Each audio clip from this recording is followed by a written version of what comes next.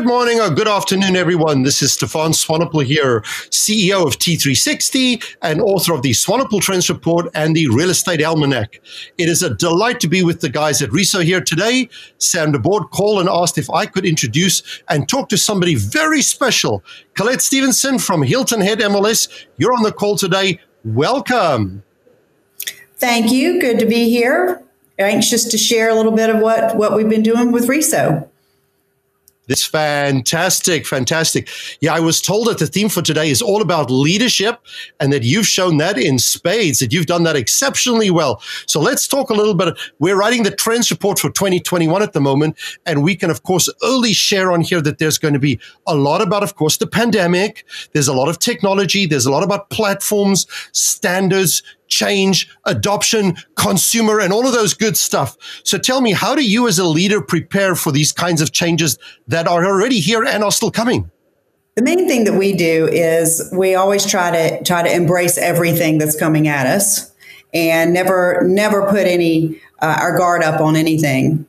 And we really have to look to take risks, look past any fear that we may have, educate ourselves a lot, and mainly don't let our customers down. Our customers, the brokers and agents that we serve, are dependent upon us for data that they need in order to serve the customers that they have and the clients they have. And the only way we can do that is to empower them with the data and accurate data and the most data that they can get and the data that they're requesting. They are constantly asking for more data, better data, unique data, and RESO is where it kind of starts. Once we give the request to RESO, them being able to standardize the data so that everyone understands it and it's meaningful, we feel is extremely important. And it brings, as I said, we rise and fall together, right? So it brings all of us up and enables all of us to speak the same language and to build upon a data set that has great value. You mentioned fear. Fear. and many times during times of change, there is uncertainty. How do you deal with fear? Or what kind of risks are you taking as an MLS at the moment? So we actually require that all of our vendor partners become what we call RESO compliant. So everyone who wants to participate in the marketplace that includes data utilization, we ask that they either be certified by RESO, be a member of RESO, or to attend a RESO conference. This isn't a RESO requirement, but our organization believes that it's necessary in order to improve our marketplace. We are part of a very large ecosystem, a profession that needs to be held to the highest standards, and agents have to be confident in the information that they give and their consumers or their clients, because it is an extremely important process in order to purchase a home. They have to be informed, and they have to be informed with the right data, and understanding what the data is saying is truly important. And I don't believe, nor does our organization believe, that you can be active and be a player in the marketplace if you don't embrace a standardization of this data. No question, when you try to take a project on a national basis across state lines, standardization or standards or norms or rules or guidelines most certainly are important. But how would you handle it when you get some, I don't want to call them bad actors, but let's just say that there are some players, it may be vendors, it may be brokers, that are just a little reluctant or a little slow to adopt. They just don't want to quite play ball because they say, well, we have standards, or we're playing to another set of drums. How do you deal with those people, the tough ones? Well, normally I get the phone calls And I basically educate them on the importance of this data. And once we go through the list of reasons why it's important and why do they not want to be part of the conversation, why do they not want to assist in creating this standardization that will enable them to grow their product and adapt their product to every marketplace out there? We are, and I know every marketplace has its unique things, but we have a lot of uniqueness here too. And it's not something that the MLS has come up with or our brokers have come up with. Our governmental structure is a little bit different where we live. Every piece of property has 2 addresses.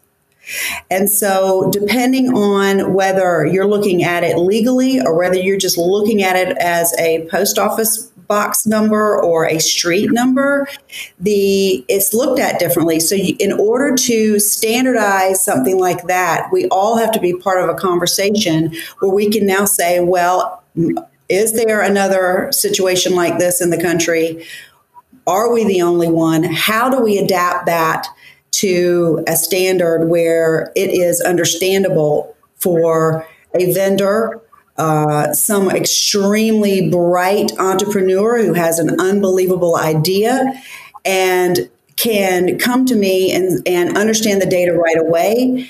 Because we do have people who come to us and have come to us in the past, and once they get the data set, they don't understand, oh my goodness, how am I going? This doesn't work within the frame that I've created for whatever the shiny object is. And if RESO can assist us in simplifying that for them, they're going to become successful. The people they provide the service to are going to be successful, and their clients are going to be more informed. So we just believe that this is an ecosystem that we all need to play a part. It's a great observation you made there by saying that your area is unique to some regard, and you have 2 ways of describing properties. That's may I call it an excuse almost, right? That we hear so often everywhere that always says, you don't understand my market. My market's different, right? I'm unique. And we are, as you correctly said, we are all unique in our markets, but yet we are actually still the same. And from a consumer point of view, they don't really care whether there's 550 MLSs or 1,000 associations and whether there's different ways of describing the property. They want to access anywhere, anytime. So do you think that the consumer is maybe almost getting tired of the politics or the struggles or the challenges or the excuses that we as an industry sometimes put ahead of ourselves? I mean, isn't this all for the consumer? Definitely. And and I know we're here for RESO, and that conversation is part of this. That if we're giving all our data to RESO to standardize, there aren't any hiccups in if you want to call them differences, because they're no longer a difference. They're just an addition to a set of data that everyone can use. And I don't think that the consumer has any idea what it takes, nor do they care. Nor do they care. Yep. That the brokers and agents do care about the accuracy of what the data that they have, and that their profession is at risk if they don't maintain a level of professionalism and are able to provide the answers in a meaningful way to their client. I really believe that we should, as an industry, be very grateful and thankful towards NAR for creating RESO in the first place, and that there is an organization there like RESO today, and there are people like you and many others that are willing to step up and be counted to help the industry, because we've been dragging our feet as an industry for a long time, and the time is, it's overdue, isn't it? Don't you think it's overdue? It's way overdue. And I think that a lot of it comes from not having empathy for those people that you serve, and not educating yourself as to what the need is for all the players. We're not here to restrict anything from the people who need our services. We're here to only enhance what they do.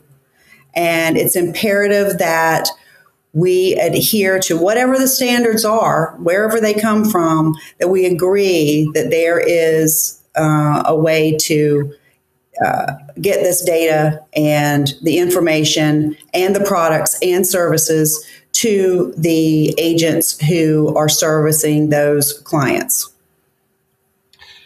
Two words that stood out for me, what you said, empathy and working together. Firstly, thank you to you, but to everybody else on the call today for the hard work that you may as a ML executive or as a vendor, or if you're on the call today as a broker or agent. Thank you for the part that you've played in making the industry a better place. But we have a long way still to go.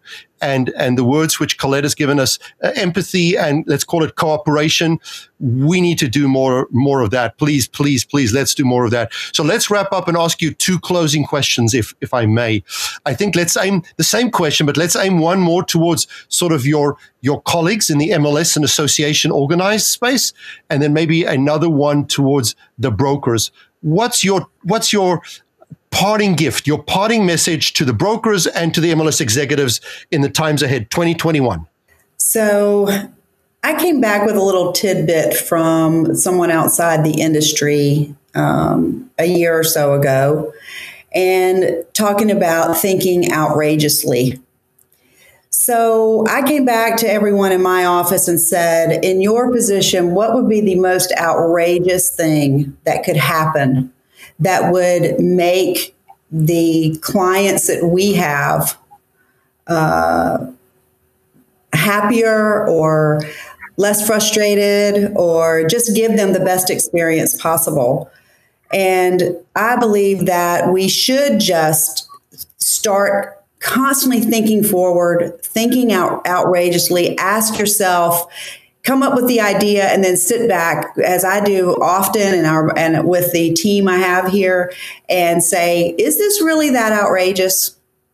And then we start with a plan, and we have, and with quite a few things that we're like, I don't think, could we ever have, just for instance, could we ever have an MLS where you don't have to pay dues, or you don't have fines, or, you are really truly servicing the needs of your agents and brokers, and there's no barriers that they have to face. Their content, the continuity of our service is seamless, very unnoticeable in some instances.